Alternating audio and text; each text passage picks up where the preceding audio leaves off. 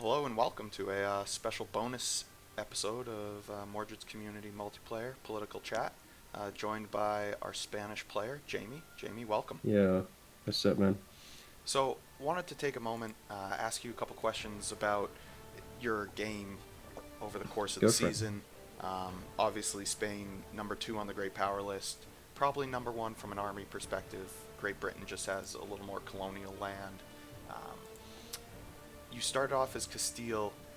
Things didn't necessarily go right for you at the start. For future games, as a Castile player, when that Iberian wedding doesn't fire and you have to go to war with Aragon, how big a deal is that? Well, I was kind of lucky that France ended up at war with Aragon, so I just kind of went off the back of that so I could save myself some money. But it's kind of annoying if it doesn't fire because you would like you need it to fire early for you to protect yourself from France, right? Because one, not only does it protect your land from you owning it directly under a PU, but France can grow very strong very quickly in this patch, and Spain doesn't really have the same uh, power spike, I'd say. So it leaves you very vulnerable when it doesn't fire. I was unfortunate enough to not get it to fire, so I had to go and fight it manually and secure the provinces I need to form Spain. And it's funny because exactly when I did that, I got the Iberian wedding. Yep, it was pretty awkward timing. Yeah, I believe you had released Catalonia as a vassal, and then it gave some of the provinces back, etc. But yeah, I took 100 war score off Aragon. So yep, I mean, the main issue for me is that by that point, Aragon was half of the dev it used to be because fucking Naples had taken all of Sicily, it had taken all of Sardinia, and it allowed Naples to then break into North Africa as well. While I'd been sitting here doing nothing really. and you did move relatively slowly into North Africa. I believe Portugal took the majority of the Moroccan land. They still hold the vast majority of that. Any particular reason why, while waiting for the wedding, you did not push harder into North Africa? So the initial reason was because I think I had a 000 at one point because I didn't disinherit. I think taking 50 prestige is quite a big hit. So I decided not to disinherit and instead try and kill the roller manually. So I was stuck with a 000 for a while, which really made it difficult to gain admin points, which I needed for ideas, because obviously you have to get Tech 5 before. So by that point, I hadn't taken it. So I think I got to about Tech 6 and I hadn't taken anything in North Africa. I wasn't really in a rush because there's no player there. So I kind of just took my time, and then Portugal took 100%, and then I think I just took the northern provinces. I left the rest of it for Portugal because, as you can probably see, his expansion was nowhere near as big as mine. So I think I needed to help compensate him a little bit, considering we're working together. And shortly after this, you mentioned the Naples player had moved Yeah, aggressively into North Africa. You fought your first player war. Um, it was against, I'd say, a unified HRE at the time. You used a little bit of trickery and naval superiority to secure the war goal after fighting in, I believe, the Milan yeah. area at the time. Walk us through that war. Did you expect the resistance you got? Were you ever concerned about how much had stacked against you, or did you know that because of your relations with France, the worst outcome was going to be a white peace? So I deliberately waited till I could form Spain to start the war, and I know being able to form Spain would allow me to have a lot stronger naval supremacy. So straight away, I was pretty convinced that I would never lose the war because I had naval superiority, and two, I had even if France did betray me, I had forts to hide behind. And by that point, I'm just going to go wave a force them and defend my land until they give up.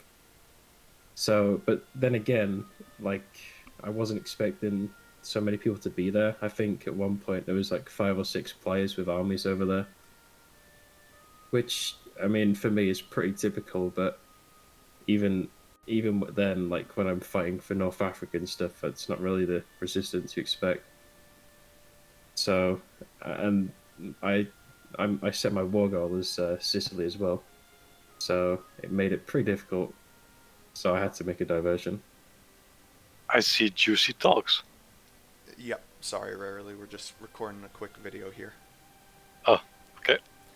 And then shortly after that war, you pulled off a little bit of a coup from a diplomatic perspective. You were able to convince the Naples and then two Sicilies player to join you in offensive wars against the rest of the HRE. Um, was that your idea? Was it his idea? How'd that come about? Well, he initially came to me and said if there's any way we could work this out, and I told him straight up that I'm going to fight him until I get Sicily. So I then offered. I said, "Well, look, your Bucks didn't buy Italy at the moment. I can help you expand into Italy in return for Sicily, and at least that way, you don't have to fight me, and you only have to fight Italy."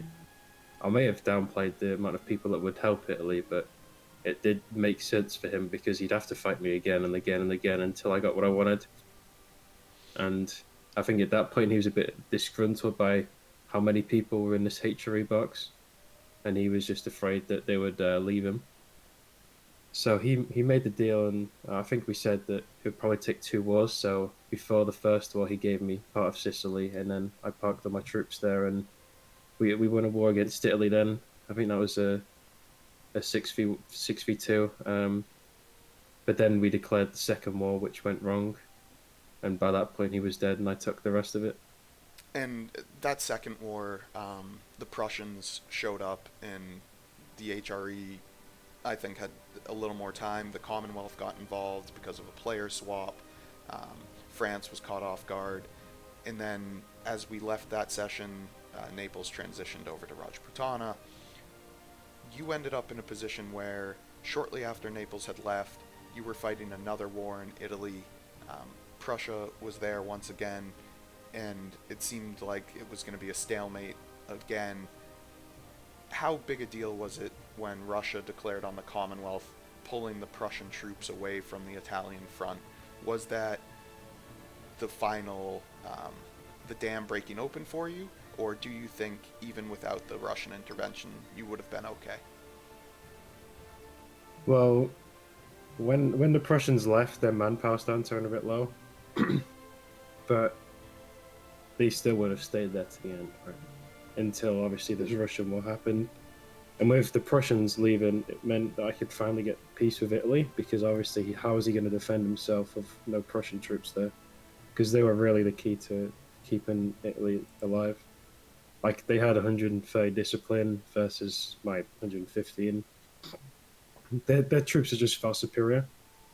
So to not have them fight me was the reason why I got 100% off Italy.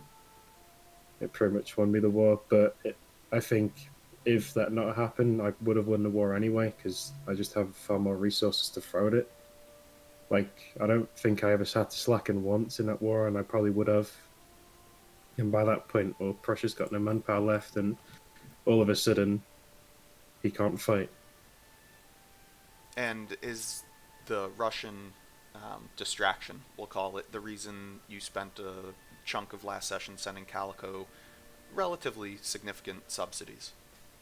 Well, Calico made a huge sacrifice because I don't think he had to declare that war, but he saw the diplomatic situation, and I did promise him that I'd give him money if he helped.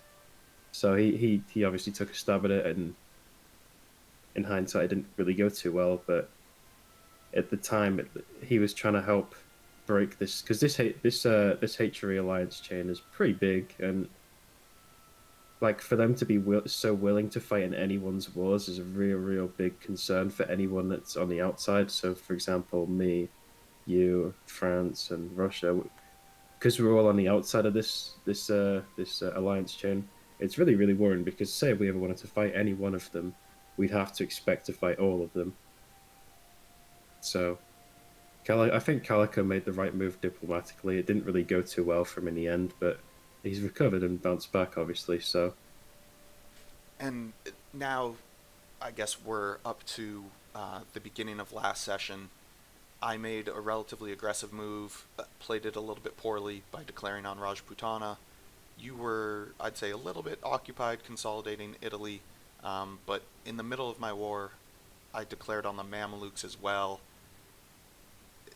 you took the opportunity to secure Egypt, strong play, but you didn't push any further, and you probably could have tipped me over relatively easily at that point. Any particular reason you didn't put additional pressure on me? Well, I believe that with you dead, there'd be really no balance of power. It'd just be me and Russia, and it would force people to box even further than what they're already doing. And I think with you having Arabia, you're still very strong. So I was not concerned about actually making any moves against you because I think I could have. Like, at this point, I think Switzerland was kind of done fighting me for a while. And at the time, you didn't have an alliance with Prussia. So I think if I made a move, I probably could have done it. But all I wanted was Egypt. I mean, once considering I have Italy now, I have Iberia pretty much either in like a direct control or working with me, and then now to have the Maghreb and Egypt, I don't think I ever need to expand again. Yeah, I would only ever be involved in these player wars to keep balance of power and make sure I win the game right. and as we look at governing capacity, you're a little bit over that limit. You do have quite a bit of dev left in Italy to chew up, I believe 300 Yeah. some odd, and then obviously North Africa and Egypt. What is there left for you to do outside those expansions? Are you going to play in the New World in any significant presence? Are you just going to make sure that Prussia doesn't get out of control? Maybe look for one final war against the Ottomans or Russia? What's left for Spain at this point? Well, I can tell you now that I've already secured the rest of Mexico. Well, not the Portuguese side of Mexico, but I made a deal with the North Chicago player. Oh, sorry, Japanese player. So I'm going to take that over from him. So the big thing will be next session will be investing in my colony, giving it a chance to be the power or the colony to beat. Um, Apart from that, it'll probably just be keeping the balance of power now, making sure that way things going on my way, not someone else's way. So if Russia gets too really, really strong, I don't see it happening. But if that were the case, then I'd probably be involved to a degree against him. And you mentioned making sure your colony is the colony. I'm not sure how much attention you've been paying, but it looks like Albion right now is the economic powerhouse. Calypso, being the first colonial player, at a slight leg up, is pretty strong economically and navally. Do you think there's enough time and resources you can throw at New Spain to allow them to overtake Albion and Calypso? Well, the things those colonies lack is a military, Yep. and if you have you know how I play. I always go for a military, so I'll be doing the same for my colony, and I'll win through sheer quality. Albion I mean, sitting at, I think, 90,000 manpower, Calypso 59, and New Spain 50,000. So, not a huge gap between New Spain and Albion right now. yeah, I mean, New Spain is a relatively new colony. Albion was expanded quite aggressively, and I think once he gets the rest of his country consolidated, which has been his my colony play, which has been his major concern, then he'll have some time to actually build the country up a little bit. And if you look at all the cocoa, so if you look at the what you get for having a cocoa province, it's manpower, right?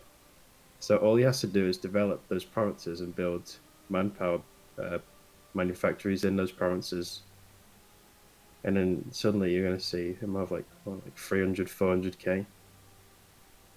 That's assuming everything goes to plan in this session, of course. But Oh, interesting. I did not know that about Coco. yeah, cocoa is a very good trade good to have because not only does it make you a bunch of money, it makes you more manpower. Like it makes you so much money. I don't even think it's worth building a manufactory on it.